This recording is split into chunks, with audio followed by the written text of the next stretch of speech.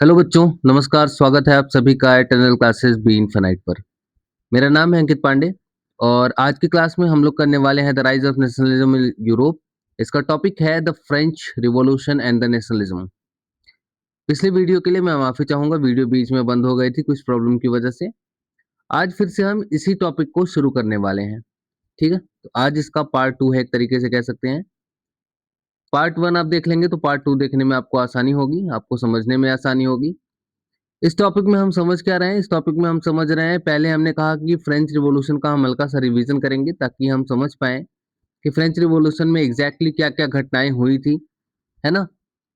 और उसके बाद हम देखेंगे कि फ्रेंच रिवॉल्यूशन जो है, वो यूरोप में होने वाले नेशनलिज़्म को किस तरह से अफ़ेक्ट करता था। यानी सीधी-सीधी अगर बात करें, तो हम यूरोपियन जो नेशनलिज़्म है, उसमें हम देखने वाले हैं कि फ्रेंच रिवॉल्यूशन का क्या रोल था। ठीक है? अब वैसे लेक्चर नंबर ये 3 है, पर लेक्चर नंबर 2 का ही ये पार्ट है, तो पार्ट 2 है ये लेक्चर नंबर का 2 का, ठीक है? चलिए आगे बढ़ते हैं। अगर मैं बताऊँ तो ये सारी चीज़ें आप पढ़ चुके थे कि एक राजा बना था लुई 16, है ना? उसके बाद ये 3 स्टेट्स के बारे में, है ना? ठीक है? तेथिस और टाइलिस नाम के जो कर लगते थे, फिर क्राइसिस वगैरह आता रहता था, फिर मिडल क्लास का राइज़ होता है, फिर जॉन लॉक और जॉर्ज रूसो जैसे, मोंटेस्क्यू जैसे लोग अपना फिलॉसफर्स जो होते हैं, वो अपने आइडियाज़ देते हैं, फ्रीडम, लिबर्टी वगैरह का। ये सारी चीज़ें हम पढ़ चुके थे। अब हमको जो आगे पढ़ना है वो यहाँ से पढ़ना है ना? यहाँ तक हम लोग खत्म कर चुके थे कि जो जैकोबिन क्लब के जो मेंबर होते थे वो सोसाइटी के एकदम पूरे सेक्शन से आते थे, मतलब सबसे गरीब सेक्शन से आते थे। उसमें शॉपकीपर्स आते थे, आर्टिसंस आते थे, शॉप मेकर आते थे, पेस्ट्री कुक्स आते थे, है ना? घड़ी बनाने वाले लोग आते थे, प्रिंटर्स आते थे, जो नौकर-चाकर होते थे वो सब आते थे, है ना? दिहाड़ी करने वाले मज़दूर आते थे। यहाँ तक हम लोग पढ़ चुके थे। हम आगे की शुरुआत कर रहे हैं। आगे शुरुआत में अगर देखोगे तो इस जैकोबिन क्लब का जो लीडर था, ये आदमी था मैक्सिमिलियन रॉबेस्पियर, ठीक है? अब ये मैक्सिमिलियन रॉबेस्पियर को एक तरीके से आप जो चाहे बोलना चाहो वो बोल सकते हो, सनकी बोलना चाहो बोल दो, है ना? एक इनसिक्योर इंसान बोलना चाहो जो हमेशा ये डरता, मतलब उसको हमेशा ये डर रहता है कि कहीं ये रिवॉल्यूशन खत्म ना हो जाए, ठीक है? और लिबर्टी खत्म ना हो जाए, सबको बराबरी जो मिल रही है वो खत्म ना हो जाए। क्योंकि बड़े दिनों बाद इनको बराबरी वगैरह देखने को, लिबर्टी वगैरह देखने को मिला था, है ना? बराबर का अधिकार देखने को मिला था, तो इसके मन में कहीं न कहीं ये टिस थी कि खत्म ना हो जाए कहीं रिवॉल्यूशन, किसी ना कोई गलती ना कर दे, है ना? तो मैक्सिमिलियन रॉबेस्पियर लीडर था और बहुत, एक तरीके से कह लो कि एक बहुत तरीके से लगा लगा हुआ था रिवॉल्यूशन में ये, है ना? ये चाहता नहीं था कि रिवॉल्यूशन किसी भी गलती की वजह से खत्म हो जाए और बाद में हमें पछताना पड़े। तो जैकोबिन क्लब के को बहुत सारे लोगों ने जॉइन किया। बाद में इन्होंने एक अपना एक ड्रेस बना दिया। ये लंबा-लंबा जो पैंट आपको दिख रहा है ये देखा, है ना? औरतों के भी कपड़े दिखे। तो इन्होंने बहुत सारे मतलब ये इस तरीके के ड्रेस पहनने लगे। अब ये ड्रेस क्या है? ये ड्रेस जो है वो जो वहाँ के एलीट क्लास पहनते थे उससे अलग होता था। और एलीट क्लास जो पहनते थे उसको हम बोलते थे नी ब्रीचेस। नी ब्रीचेस का मतलब होता था कि वो इतने इतने के ऊपर होता था, ठीक है? घुटने के ऊपर। ऐसे लोग वो नी ब्रीचेस पहनते थे। फिर इन्होंने जैकोबिन क्लब्स के जो लोग हैं, इन्होंने अपने आप को एक नाम दिया, इन्होंने नाम दिया सैंस क्यूलोटस। अच्छा, ये सैंस क्यूलोटस क्या है? तो सैंस क्यूलोटस का मतलब होता था वो लोग जिन जो कि नी ब्रीचेस नहीं पहनते हैं, ठीक है? तो इन्होंने अपना एक नाम भी रख दिया था। फिलहाल आपको ये बस इतना याद रखना है, जैकोबिन क्लब था, जैकोबिन क्लब में पूरे सेक्शन ऑफ सोसाइटी के लोग थे और उनका लीडर था रॉबेस्पियर, ठीक? ठीक। यहाँ पे एक चीज़ और आपको याद रखनी है कि मेल जो होते थे जैकोबिन क्लब के, इनके पास एक कैप होती थी रेड कलर की ऊपर जो सर पे इसने लगा रखी है, पर फीमेल को ऐसा कोई कैप नहीं मिलता था। अच्छा, कैप क्या है? कैप जो है वो लिबर्टी का साइन है, ठीक है? कैप क्या है? ये लिबर्टी का साइन है और लिबर्टी यानी कि आज़ादी, और आज़ादी हमने औरतों को अभी दी नहीं है, ठीक है? तो अभी आज़ादी इनको मिली नहीं है। तो सेंस क्यूलोटस में मेल को अधिकार था कि आप रेड कलर की एक कैप पहनेंगे, पर फीमेल को ये अधिकार नहीं था, ठीक। 1792 ईयर 1792 आता है और उस साल की गर्मी के मौसम में जैकोबिन्स ने प्लान किया कि हम क्या करेंगे कि बहुत सारे लोग जो कि शॉर्ट सप्लाई समझते हो, मतलब अनाज की कमी से, और जब अनाज की कमी हो रही है तो खाने के दाम जो है वो बढ़ रहे थे, है ना? हमने पढ़ा था। इससे परेशान लोगों ने एक प्लान किया जैकोबिन के लोगों ने कि हम एक कार्य करते हैं, बगावत करेंगे, ठीक है। इंसरेक्शन का मतलब होता है बगावत। इस सरकार के खिलाफ, इस जो तानाशाही है, जिस राजा जो है, इसके खिलाफ एक बगावत करेंगे। 10 अगस्त 1792, 10 अगस्त 1792 की सुबह उन्होंने पैलेस ऑफ ट्यूलिरिस पे हमला किया। पैलेस ऑफ ट्यूलिरिस पे हमला किया, वहां पे किंग्स के जो गार्ड्स थे, वहां के जो सिक्योरिटी गार्ड्स थे, उनको मारा। और उसके बाद राजा को इन्होंने कई घंटों तक हॉस्टेज बना के रखा। बाद में असेंबली ने वोट किया और वहां पे रॉयल फैमिली, पूरी की पूरी रॉयल फैमिली को जेल में भेज दिया गया। फिर नया इलेक्शन कराया गया। इस बार जो इलेक्शन कराया गया उसकी खास बात ये थी कि 21 साल के ऊपर, ठीक है, 21 साल और 21 साल के ऊपर जो भी लोग थे, चाहे वो कुछ भी पैसे कमाते हो, पहले क्या था, पैसे कुछ खास टैक्स, तरह के टैक्स देने पड़ते थे ना। कमेंट बॉक्स में लिखना जरूर क्या क्या समझ में आया है। 21 साल और उससे ज्यादा जो लोग थे, वो चाहे कितने भी पैसे कमाते हो, रिगार्डलेस ऑफ वेल्थ, उनको राइट टू वोट मिलेगा, मतलब वो वोट दे सकते हैं, ठीक है। अब एक्टिव सिटीजन और पैसिव सिटीजन नाम की चीज नहीं होगी। जो न्यूली इलेक्टेड असेंबली थी उसका नाम पड़ा कन्वेंशन, ठीक है। तीन चीजें पढ़ चुके हैं आप। ये पहले स्टेट जनरल थी, है ना, पहले स्टेट जनरल थी। फिर आपने देखा वो क्या नाम था, असेंबली, नेशनल असेंबली, ठीक है। उन्होंने अपने आप को नेशनल असेंबली बनाया था। और फिर अभी जो बनी है वो द कन्वेंशन बनी है, ठीक। 21 सितंबर 1792, तो ये डेट याद रखना। 21 सितंबर 1792 ये डेट है जिस दिन उन्होंने पूरे तरीके से मोनार्की को खत्म कर दिया अपने यहाँ, राजा का शासन खत्म, अब राजा वाजा कुछ नहीं रहेगा। और फ्रांस को उन्होंने रिपब्लिक डिक्लेयर कर दिया, ठीक है। अच्छा, रिपब्लिक क्या होता है? रिपब्लिक बच्चे एक ऐसी फॉर्म ऑफ गवर्नमेंट होती है जहां पीपल जो होते हैं, जहां के लोग जो होते हैं, वो गवर्नमेंट को चुनते हैं। यहाँ तक कि जो हेड होता है गवर्नमेंट को, उसको भी वहां के लोग चुनते हैं। जैसे जैसे इंडिया, जैसे इंडिया एक रिपब्लिक है। अब इंडिया में हम अपने छोटे बहुत नेता को तो चुनते ही, सरकार को तो चुनते ही हैं, लेकिन जो सरकार में जो हेड रहता है, हेड ऑफ गवर्नमेंट मतलब पीएम, प्राइम मिनिस्टर हमारे यहाँ हेड ऑफ गवर्नमेंट है, उसको भी जनता ही चुनती है। तो रिपब्लिक एक ऐसी फॉर्म ऑफ गवर्नमेंट होती है जहां पे सारी की सारी शक्ति जो होती है वो जनता के हाथ में होती है। फिर उसके बाद ये डिसाइड किया गया कि अब कोई भी हेरिडेटरी मोनार्की वोनार्की कुछ नहीं रहेगा। लुइस 16 को डेथ सेंटेंस दिया गया, है ना, उसको गद्दार घोषित किया गया। और 21 जनवरी 1793 को उसको पब्लिकली, वहां पे एक प्लेस है डीला कॉन्ड्रोकॉर्ड, उस जगह पे ले जाके बुलेटिन में डाल दिया गया। एक रानी थी, है ना, उसकी मैरी एंटोइनेट, इसका नाम बोला था मैंने, याद रखना आप, ऑस्ट्रिया की राजकुमारी। इसको भी 16 अक्टूबर 1793 को मार दिया गया। तो दोनों राजा और रानी दोनों को मार दिया गया, ठीक। अब शुरू होता है एक नया समय। मैक्सिमिलियन रॉबेस्पियर इनका नेता है। 1793 से लेकर 1794 इस बीच में एक समय चलता है, और इस समय का नाम ही पड़ जाता है रेन ऑफ टेरर, ठीक है। एकदम ये डर का समय है, खौफ का समय है। क्यों? क्योंकि रॉबेस्पियर जो है वो अब इस तरीके से कंट्रोल करता है, इस तरीके से कंट्रोल करता है कि उसके खुद के लोग उससे परेशान हो जाते हैं। अच्छा, ऐसा क्या किया इसने, आइए पढ़ते हैं। उसने देखा कि जो भी लोग दुश्मन उसको लग रहे थे कि ये रिपब्लिक, यानी कि रिपब्लिक मतलब जो हमारे पास गवर्नमेंट अभी अभी हमने नई नई बनाई थी, देखने में आदमी आपको सही लगेगा, पर देखो, रिपब्लिक होने का मतलब है कि सबके पास अपना कुछ अधिकार है। ऐसा थोड़ी है कि रिपब्लिक में मैं अगर आपके खिलाफ कुछ बोल दूं तो आप मेरे को मार दोगे, है ना। ये यही कर रहा था। ये पता था इसको कि रिपब्लिक होना चाहिए, हमारे वोट देने का अधिकार, मतलब ये वोट बस दे रहा था, वोट सुना था। इसको ऐसा लग रहा था कि अगर कोई आलोचना करता है, कोई कुछ करता है, तो इससे रिवोल्यूशन खराब हो जाएगा, रिपब्लिक खत्म हो जाएगा, और इसके लिए मरवा देता था। तो उसको जो भी दुश्मन लगते थे रिवॉल्यूशन या रिपब्लिक के, वो क्या करता था, चाहे वो एक्स नोबल्स हो, चाहे वो क्लर्जी हो, चाहे वो दूसरी पॉलिटिकल पार्टीज के लोग हो, या फिर उसकी खुद की पार्टी के लोग जो उसकी बात से या तरीकों से खुश नहीं है, उन सब को वो अरेस्ट करवाता था, ठीक है। इम्प्रिजन मतलब जेल भेजता था।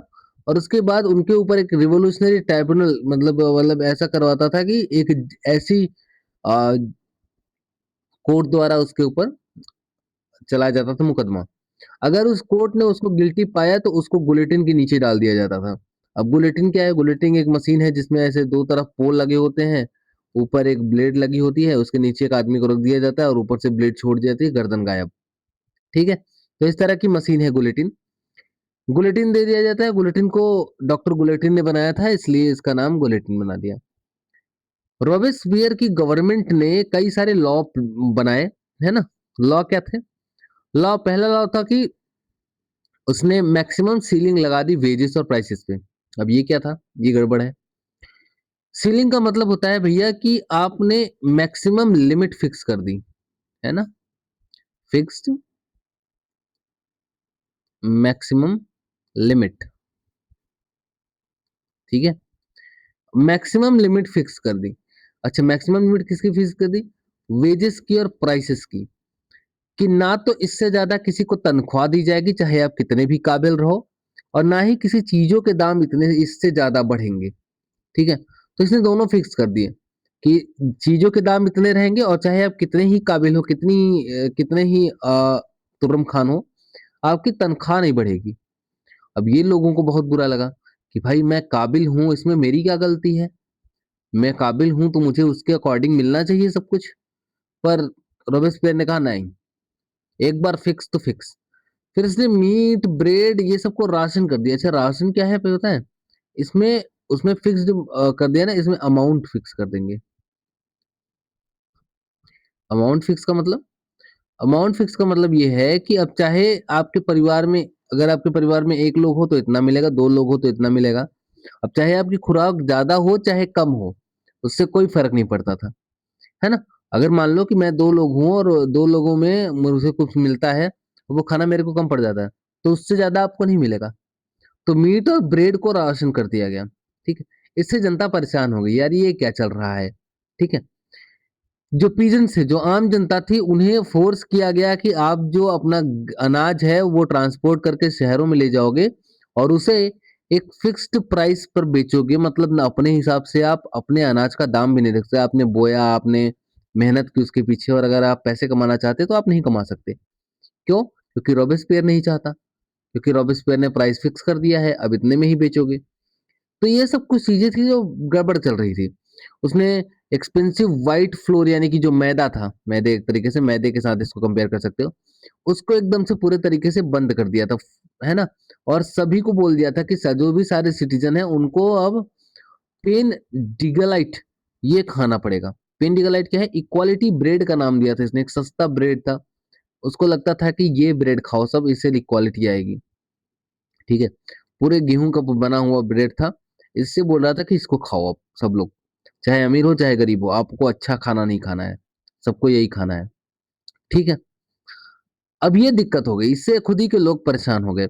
इक्वालिटी को उसने स्पीच और एड्रेस में भी लागू कर दिया कि आज से जो ट्रेडिशनल मैडम और सर, ये जो एलीट क्लास वाला रोल था, ये आप लोग नहीं करेंगे। आज से आप लोग एक दूसरे को सिटॉइन और सिटॉइने बुलाएंगे। सिटॉइन और सिटॉइने मतलब सिटीजन एक तरीके से बुलाएंगे।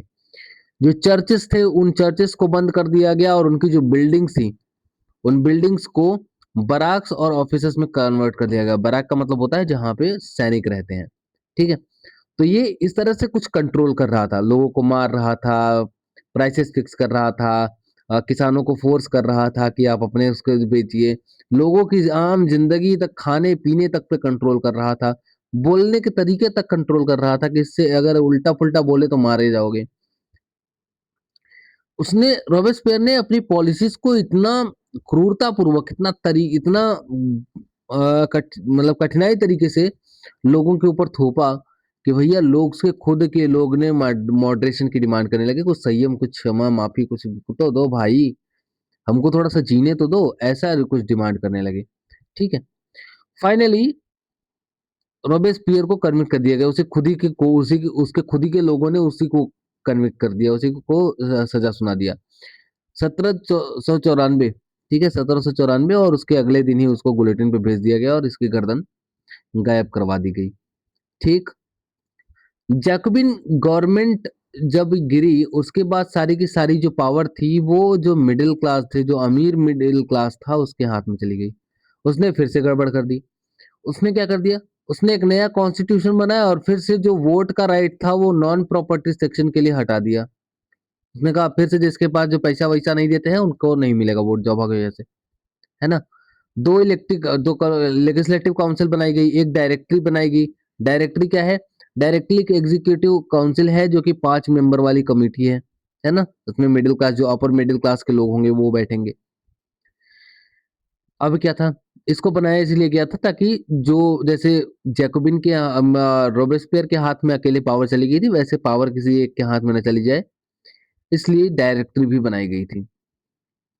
अब दिक्कत आ गई कि डायरेक्टर्स जो है वो कभी-कभी ऐसा होता था कि मतलब ज़्यादातर टाइम ये लेजिस्लेटिव काउंसिल के साथ झगड़े पे आ जाते थे।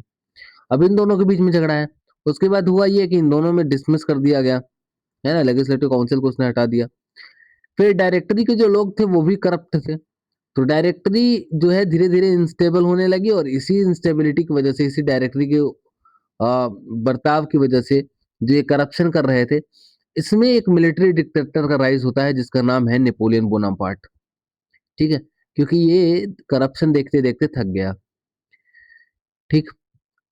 फिर हुआ कि जो भी through all these changes in the form of government, freedom, equality before law, fraternity ये सब जो हैं, ये हमारे पास फ्रांस में उपजे जो नेशनलिज़्म है, जो रिवॉल्यूशन है, इसका इम्पोर्टेंट मैसेज है। भले ही ये सब चीज़ें हो रही हैं, गलत-सलत जो भी हो रहा है, पर इसमें कुछ चीज़ें जो है वो एकदम बराबर चल रही हैं। वो है फ्रीडम। लोग चाहे रॉबेस्पियर हो, चाहे मोनार्की हो, चाहे नेपोलियन बोनापार्ट आगे हो, एक चीज़ फिक्स रहेगी, फ्रांस के लोग फ्रीडम चाहते हैं। कानून के सामने बराबरी चाहते हैं। किसी को ज़्यादा अधिकार, किसी को कम अधिकार ऐसा नहीं मिलना चाहिए।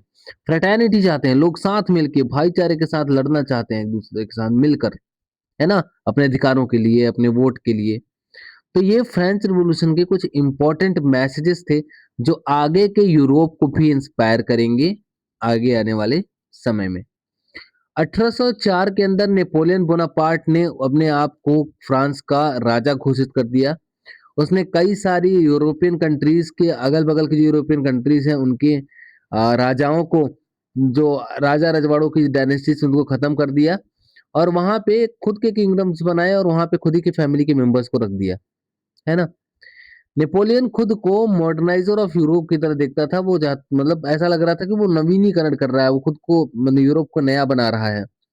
उसने कई सारे लॉज़ बनाए जैसे कि protection of private property, right to property जिसको बोलते हैं।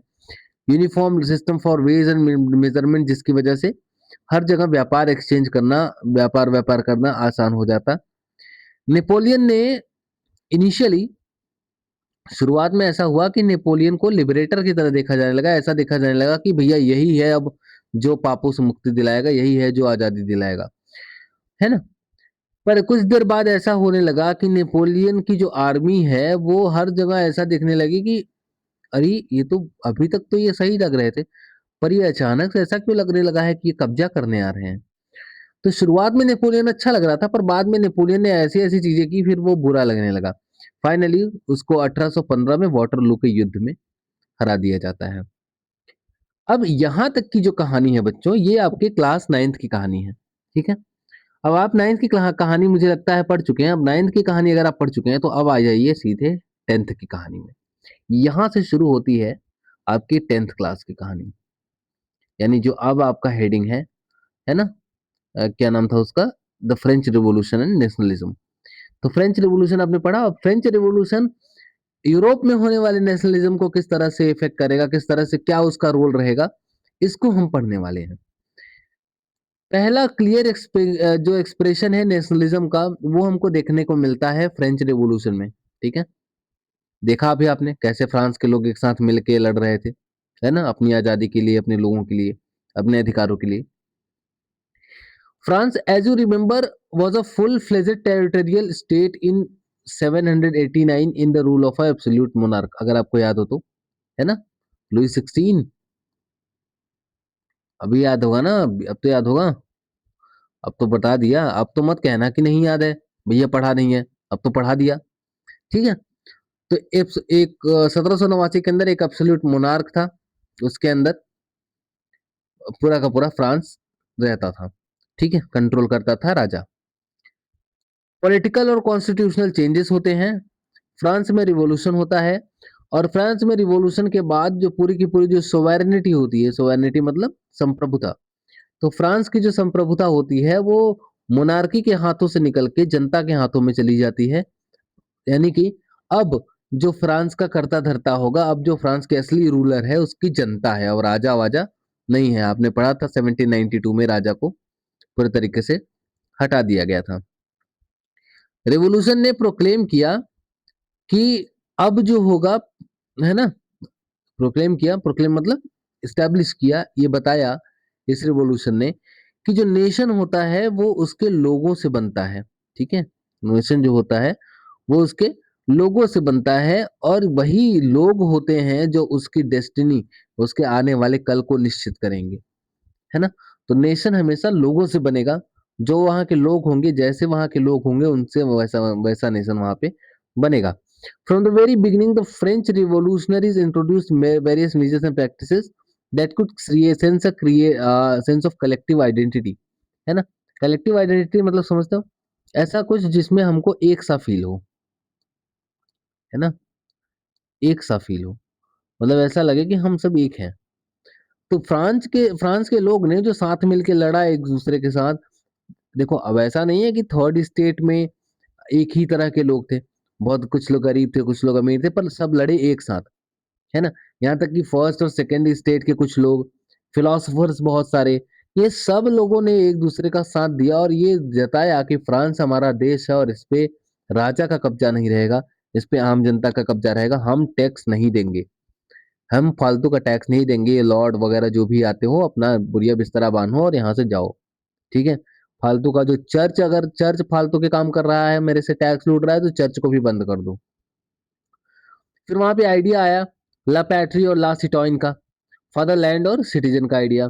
लॉ सिटोइन का मतलब ये बोला गया कि ये जो नेशन है वो बिलोंग करता है पीपल को, है ना। यहाँ पे किसी राजा का अधिकार नहीं रहेगा, बल्कि यहाँ के लोगों का हक है ये, है ना, ये देश लोगों का है। फिर ले सिटोइन आया कि भैया अगर मैं यहाँ का सिटीजन हूँ तो मुझको अधिकार मिलने चाहिए कुछ, है ना, कुछ हमको इक्वल राइट्स मिलने चाहिए यहाँ पे कॉन्स्टिट्यूशन के अंदर। तो कॉन्स्टिट्यूशन वगैरह भी बनाया गया था, आपने पढ़ा है सब कुछ, ठीक है। अभी वापस से सारी चीजें मैं खाली रिवीजन के लिए पढ़ा रहा हूँ मैं आपको। फ्रेंच फ्लैग बनाया गया, ये ट्राई कलर वाला फ्लैग आपको याद हो तो ठीक, देखते रहिए। फिर स्टेट जनरल जो है वो हटाई गई और एक्टिव सिटीजन, और उसके बाद नेशनल असेंबली, फिर कन्वेंशन भी बना था, आपको याद है। नए हाइम्स, आपने मर्सिलिस के बारे में पढ़ा था, नेशनल एंथम जो बनाया गया था। सेंट्रल एडमिनिस्ट्रेटिव सिस्टम जो था उसको भी सही तरीके से यूनिफॉर्म लॉज लाकर सभी सिटीजन्स के लिए अच्छा बनाया गया था। इंटरनल कस्टम ड्यूटीज और जो भी कर वगैरह लगते थे उसको हटा दिया गया था, और एक यूनिफॉर्म वेट और मेजर्स अडॉप्ट किया गया था ताकि ट्रेड वगैरह अच्छे से हो सके। रीजनल डायलेक्ट्स, जो छोटे मोटे जो टूटी फूटी भाषाएं थी उनको हटा दिया गया, और पूरे जगह पे फ्रेंच भाषा को बोला गया कि अब फ्रेंच भाषा आज से यहाँ की नेशनल कॉमन लैंग्वेज होगी इस नेशन की। ठीक है, इस देश की। और फ्रेंच भाषा को बढ़ावा दिया गया। फिर जो रिवॉल्यूशनरीज हैं उन्होंने फर्दर डिक्लेयर किया कि ये ये जो रिवॉल्यूशन है ये एक मिशन है, ताकि फ्रांस फ्रांस जो फ्रेंच के नेशन का, ताकि यूरोप के जो बाकी लोग हैं उनको भी ये तानाशाही के रूल से, डेस्पोटिज्म का मतलब होता है तानाशाही, तानाशाही के रूल से आजादी दिलाई जा सके, है ना, ये एक मिशन था। यानी कि अब यहीं से जो भी रिवॉल्यूशनरी है, यहाँ पे इस लाइन पे फोकस करना, फ्रेंच रिवॉल्यूशन तो हुआ, पर यहाँ के रिवॉल्यूशनरीज ने ये डिक्लेयर किया कि ये जो रिवॉल्यूशन चल रहा है ये एक रिवॉल्यूशन, एक मिशन है। ये मिशन है फ्रांस के लोगों का, ताकि वो इंस्पायर कर सकें कि बाकी जो यूरोप के देश हैं वो भी अपने यहाँ से तानाशाही के रूल को हटा के मॉडर्न नेशंस का निर्माण करें, यानी कि नए नेशंस बनाएं। ठीक है, तो ये नए नेशंस बनाने के लिए, नए राज्य देश बनाने के लिए फ्रेंच रिवॉल्यूशन ने एक ये कह लो टॉर्च बेरर जिसको बोलते हैं, पथ प्रदर्शक, है ना, रास्ता दिखाने वाला, इस तरीके से काम किया। When the news of the event in France reached the different cities of Europe, students and other members of educated middle class began setting up Jacobin clubs. अब जैसा कि फ्रांस में हमने देखा कि फ्रांस में रिवॉल्यूशन हुआ, वहां पे एक बढ़िया जनता के कंट्रोल में सारी सरकार आ गई। जैसे ही ये बात यूरोप के बाकी देशों और शहरों में पहुंची, वहां के लोगों ने, वहां के स्टूडेंट्स वगैरह ने, वहां के मिडिल क्लास ने अपने यहाँ पे जैकोबिन क्लब बनाने शुरू कर दिए। Their activities and campaigns prepared the way for French armies which moved to, फिर उनकी एक्टिविटीज जो थी, उनके कैंपेन जो थे, उनसे उन्होंने क्या किया, उन्होंने अपने यहाँ पे फ्रेंच आर्मी को न्योता दिया कि भैया आप आइए, हमारे हमारे यहाँ भी लड़के, हमको आज़ादी दिलाइए। फिर वहाँ पे हॉलैंड में घुसी, बेल्जियम में घुसी, स्विट्जरलैंड में घुसी, बड़े सारे इलाके इटली के जो थे उनमें फ्रेंच आर्मी घुसी 1790s के अंदर। रिवोल्यूशनरीज वॉर हुए। फ्रेंच आर्मी ने आइडिया ऑफ नेशनलिज्म को बाहर तक लोगों के तक पहुंचा दिया। जैसे जैसे टेरिटरी बढ़ रही थी नेपोलियन के अंदर की, उसने बहुत सारे रिफॉर्म करना शुरू किया, और जो वो रिफॉर्म फ्रांस में लाया था, वही सारे रिफॉर्म अब जो कंट्री में जिनके ऊपर वो कब्जा करना जा रहा था, उन सभी कंट्रीज में ये रिफॉर्म उसने लागू करने शुरू कर दिए। ठीक है, इसी को हम आगे नेपोलियनिक कोड के नाम से पढ़ेंगे अभी आगे। ठीक है, नेपोलियन को ये पता था कि वो मोनार्की में आना चाहते, उसको कोई डाउट नहीं था कि मोनार्की आ रही है। हाँ, उसको पता था कि मोनार्की आ रही है, पर उसने मोनार्की लाई, डेमोक्रेसी को खत्म किया फ्रांस में, लेकिन एडमिनिस्ट्रेटिव फील्ड में उसने बहुत सारे ऐसे आइडियाज लाए जो कि रेशनल थे, लॉजिकल थे और एफिशिएंट थे, काफी अच्छे भी थे, है ना। पर एक चीज उसने फिर से वही कर दी जो पुरानी चल रही थी, उसने फिर से मोनार्की को एस्टेब्लिश कर दिया अपनी फॉर्म में, है ना। मतलब अगर मोनार्की जानी थी, जनता के हाथ में थी अगर सरकार, तो जनता के हाथ में रहने देते, क्या दिक्कत थी? नहीं। नेपोलियन ने लीडर खुद को नहीं बनाया, उसने खुद को राजा घोषित किया, एम्परर घोषित किया। उसने लीडर नहीं बनाया कि चलो मैं हेड ऑफ गवर्नमेंट बन जाता हूं, तुम लोग चलो। नहीं, उसने खुद को लीडर घोषित किया। भले ही नीचे स्तर पर सारी चीजें सही चल रही हो, पर अब भी तो आप एक ना राजा के नीचे काम कर रहे हो। तो लड़ाई जिस लिए खत्म शुरू हुई थी कि राजा को डेस्पोटिज्म मतलब तानाशाही को खत्म करना है, वो तो खत्म ही नहीं हो रहा। नेपोलियन फिर आ गया खुद को राजा बना के। नेपोलियन ने एक सिविल कोड ऑफ 1804 लागू किया, यानी कि इसको नेपोलियनिक कोड बनाते थे। इसमें क्या था? इसमें ये था कि पहला तो रूल कि जितने भी प्रिविलेजेस मिलते थे बर्थ से, जन्म के आधार पे जो प्रिविलेजेस मिलते थे कि आप इनके अमीर आदमी के यहाँ जन्म लिए हो तो आपको स्पेशल प्रिविलेज मिलेगा, टैक्स नहीं देना पड़ेगा, ये सब फालतू की चीजें उसने हटा दी।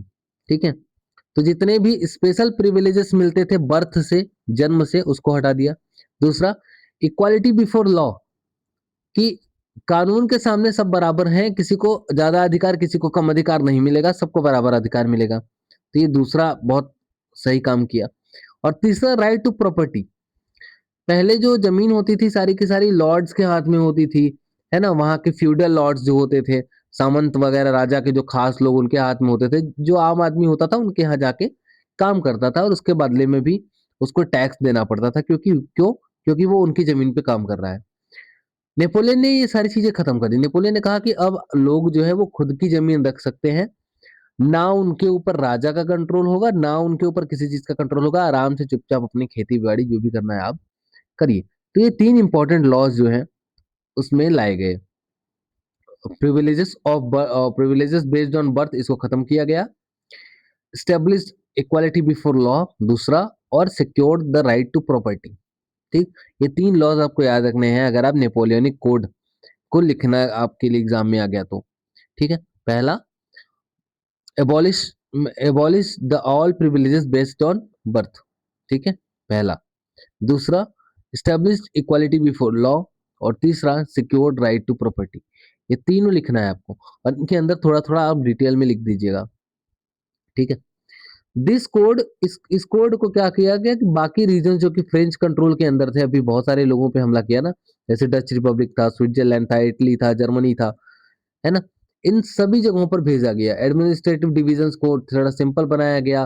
फ्यूडल सिस्टम जो सामंतशाही सिस्टम था जिसमें लॉर्ड वगैरह आके खास राजा के काम करते थे, जमीन-वमीन से कर लेते थे, उस पूरे सिस्टम को ही खत्म कर दिया गया। पीजेंट्स जो थे, जो आम जनता थी, उनको सर्फडम यानी कि बंधुआ मजदूरी से आज़ादी मिल गई और जो उनको एक ऊपर टैक्स लगता था कि आप लॉर्ड्स को टैक्स देंगे, वो भी सब मनोरियल ड्यूज़ वगैरह सब कुछ खत्म कर दिया गया। मनोरियल ड्यूज़ का मतलब एक तरीके से आप फ्यूडल ड्यूज़ से समझ सकते हैं। हमने फ्यूडल ड्यूज़ के बारे में पढ़ा था ना कि राजा के जो सामंत थे, उनकी ज़मीन पे काम करते हो तो उसके लिए भी आपको उनको कर देना पड़ेगा।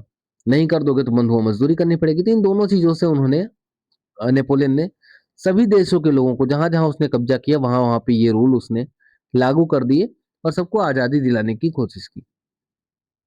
शहरों में भी जो गिल्ड रिस्ट्रिक्शंस है उनको रिमूव कर दिया। अच्छा, गिल्ड रिस्ट्रिक्शन क्या होते हैं ध्यान से समझ लेना। शहर में कुछ खास तरह के लोग होते हैं, जैसे मैं एक ही तरह के काम करने वाले लोगों का समूह नहीं बन जाता है। जैसे मिठाई बेच रहे हैं तो मिठाई वालों का एक अपना समूह है। सुनारों का अपना समूह समूह है ना? लोहारों का अपना समूह है और बिल्डिंग मटेरियल्स जो बनाते हैं उनका अपना ग्रुप है। अब वो क्या करते हैं कि वो लोग ग्रुप में हैं, अगर तुम चाहते हो कि इस शहर में मुझे ये काम करना है, तो उस शहर के अंदर तुमको उन लोगों से बना के चलना पड़ेगा। अगर उन लोगों से तुम सोचे कि अलग नहीं हम यहाँ पे करेंगे और इन लोगों से अलग करेंगे, ये लोग फ्रॉड कर रहे हैं, तो वो सारे लोग मिलके आपको दबा देते थे। और वही लोग ये ग्रुप ही डिसाइड करता था कि यहाँ पे कौन-सा व्यापार होगा और कौन व्यापार करेगा, कौन व्यापार करने लायक है, कौन नहीं।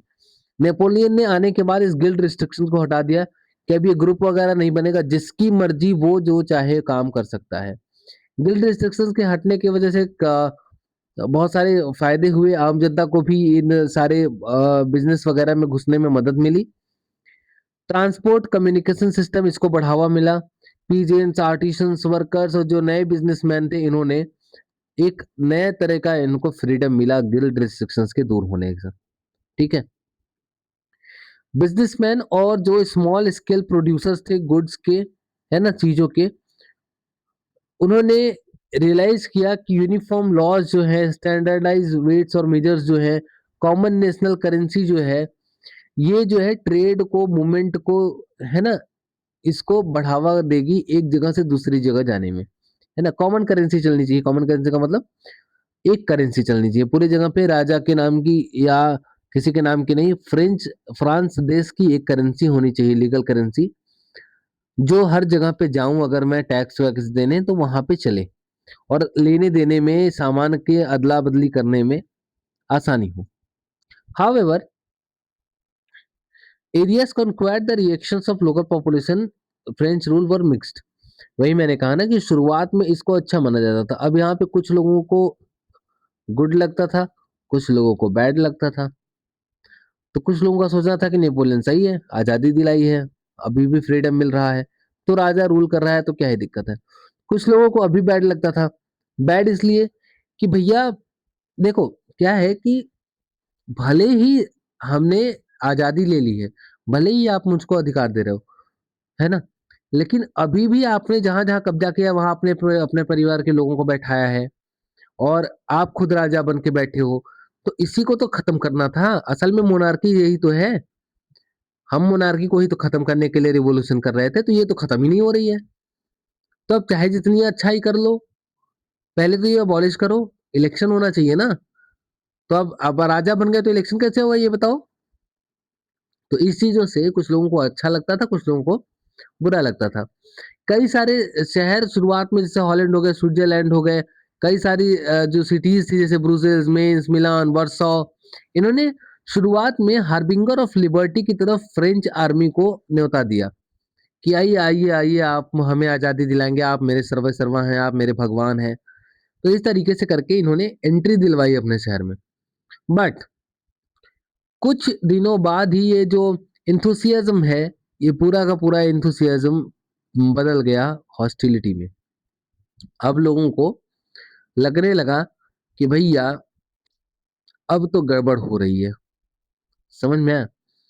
इसका मतलब था कि जो भी धीरे-धीरे एडमिनिस्ट्रेटिव अरेंजमेंट थे, वो ऐसे होने लगे, ये होना ही है। अगर आप राजा बन गए ना, राजा जब तक रहेगा, वो किसी न किसी हद तक आपकी फ्रीडम को कंट्रोल करेगा।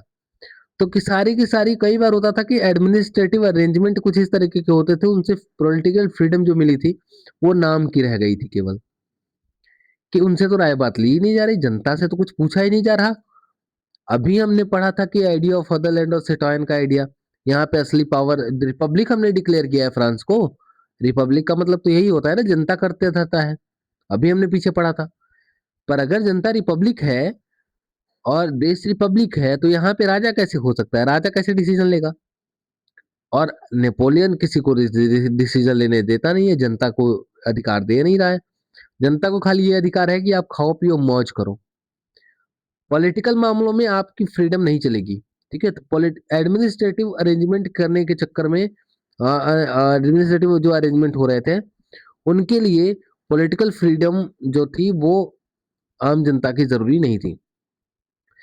टैक्सेशन इंक्रीज कर दिया गया, है ना, टैक्स बढ़ा दिए गए, सेंसरशिप लगा दिया गया, कौन ये कंट्रोल करना कि क्या चीज पब्लिश होगा, क्या चीज नहीं होगा। अब ये सब क्या है? ये पॉलिटिकल फ्रीडम कहाँ है फिर बताओ? अभी भी हम आज अपने देश में लड़ते हैं कि मीडिया खराब है, मीडिया खराब है, मीडिया को ये चीजें छापनी चाहिए, मीडिया गलत चीजें छाप रही है। अच्छा, मीडिया छाप किसकी वजह से रहती है? मीडिया छापती है गवर्नमेंट की वजह से। जब मीडिया गवर्नमेंट के कंट्रोल में आ जाए ना, तो वहीं पे गड़बड़ हो जाता है। यहाँ पे वही हो रहा है। यहाँ पे मीडिया को कंट्रोल करने की कोशिश की जा रही है, यहाँ पे लोगों को कंट्रोल करने की कोशिश की जा रही है। राजा के खिलाफ बोलोगे तो मार खा जाओगे बेटा। तो टैक्स बढ़ा दे, चाहे सेंसरशिप लगा दे, फोर्स्ड कॉन्स्क्रिप्शन किया जा रहा है फ्रेंच आर्मीज में। ठीक है, इसका मतलब यूरोप के किसी भी हिस्से में रहते हो, आपको हिस्सा बनना है फ्रेंच आर्मी का। ये कैसी बात हो गई? अभी तो हमने पढ़ा था कि ये देशों को आजादी दिला रहे हैं।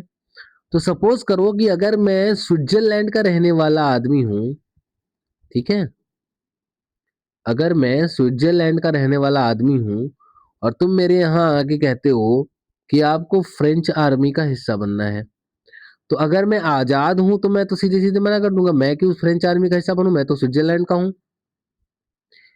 पर नेपोलियन ने कहा ना ना बेटा, अभी तो हमने कब्जा किया है ना। फिर तुम कहोगे कब्जा, कब्जा थोड़ी किया है आपने, आपने तुमको आजादी दिलाई ना। ये कैसे हो गया? राजा तो मैं ही हूं। तो राजा की तो बात मानोगे ना। राजा कह रहा है कि तुमको फ्रेंच आर्मी का हिस्सा बनना है। तो ये स्विट्जरलैंड, हॉलैंड, जो लोग शुरुआत में नेपोलियन को देख रहे थे कि आजादी दिलवा रहे, असल में आजादी ये थी ही नहीं। ये तो बस कुछ दिनों का ऐसा था कि शुरुआत में मजे ले लो, बाद में है तो हमारे अंदर ही आना है। तो उसने क्या किया कि फोर्स्ड कॉन्स्क्रिप्शन करवाना शुरू किया, फर्जी मतलब जबरदस्ती भर्ती सेना में करवानी शुरू की, चाहे दुनिया भर के लोगों को इनमें शामिल करना पड़े। बाकी देश जो था, बाकी यूरोप था, उस पे कब्जा करने के लिए लोगों को भर्ती करवाना शुरू कर दिया है। ठीक है, उसमें कई सारे चेंजेस किए। अब दिक्कत ये है कि इसी वजह से, फ्रेंच रिवॉल्यूशन की वजह से, पहली बात तो फ्रीडम आया, ये आपको पता है। पर नेपोलियन की वजह से ये फ्रीडम भी बोझ लगने लगा। तो अब जो है वो क्या कहते हैं, यूरोप के लोगों को ये पता चलने लगा कि भैया राजा किसी भी तरह का हो, चाहे वो शुरुआत में कितना भी अच्छा बन के आए, हमको राजा को रखना ही नहीं है। ठीक है, सारी की सारी पावर जनता के हाथ में होनी चाहिए। अगर हम किसी देश को रिपब्लिक बना रहे हैं, तो फोकस हमारा इस पे होना चाहिए कि चाहे राजा कितना ही अच्छा हो, चाहे हमारा लीडर कितना ही अच्छा हो, वो कुछ दिन में बेकार हो ही जाएगा। इसलिए एक ऐसी सरकार बनानी चाहिए, एक ऐसा रूल बनाना चाहिए, एक ऐसा सिस्टम बनाना चाहिए, एक ऐसी फॉर्म ऑफ गवर्नमेंट बनानी चाहिए जिसमें जनता के पास पावर हो। जनता जब चाहे राजा को बदल दे। जैसे हमने शुरुआत में लुईस 16 को देखा, वो शुरुआत में आया होगा तो ठीक ठाक राजा ही रहा होगा ना, फिर उसके बाद गड़बड़ हो गया। फिर रॉबेस्पियर आया, शुरुआत में सबको लगा कि यार आजादी दे रहा है, ये दे रहा है, वो दे रहा है, बाद में वो सब कुछ अपने कंट्रोल में करने लगा। इसी तरह से नेपोलियन आया, नेपोलियन ने भी शुरुआत में सब अच्छा किया, अच्छा किया, अच्छा किया, बाद में देखा कि सब कंट्रोल करने लगा खुद ही। तो अब लोगों को ये समझ में आ गया था कि फ्रेंच रिवॉल्यूशन ये हमारे लिए एग्जाम्पल है अच्छा सा, कि देख लो और सीख लो बड़े अच्छे से, कि किसी भी फॉर्म में मोनार्की स्टैब्लिश नहीं होनी चाहिए। मोनार्की यहाँ नहीं रहनी चाहिए, क्योंकि मोनार्की रहेगी तो राजा कंट्रोल करेगा ही करेगा। ठीक है, और उसको तुम बहुत ज्यादा रोक नहीं पाओगे।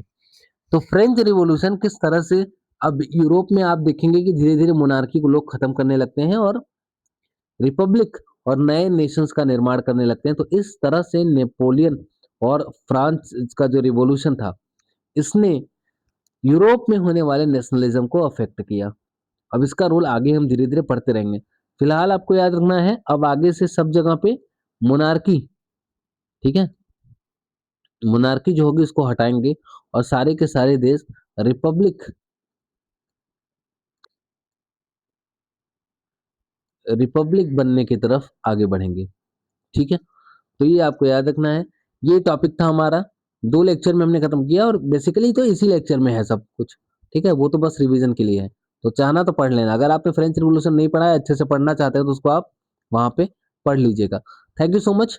पीडीएफ आपको इसी बीनफनाइट के टेलीग्राम चैनल पे मिल जाएगा, ऐसे इस पे सर्च करिएगा, है ना। फिलहाल तो टेलीग्राम अभी बंद है, नीट का पेपर चल रहा है ना, री नीट हो रहा है, पर जब खुलेगा तो ले लीजिएगा। Thank you so much. Okay, चलिए पढ़ते रहिए आगे। नेक्स्ट लेक्चर में फिर से मैं आपके साथ एक नए टॉपिक के साथ मिलूंगा। Thank you so much.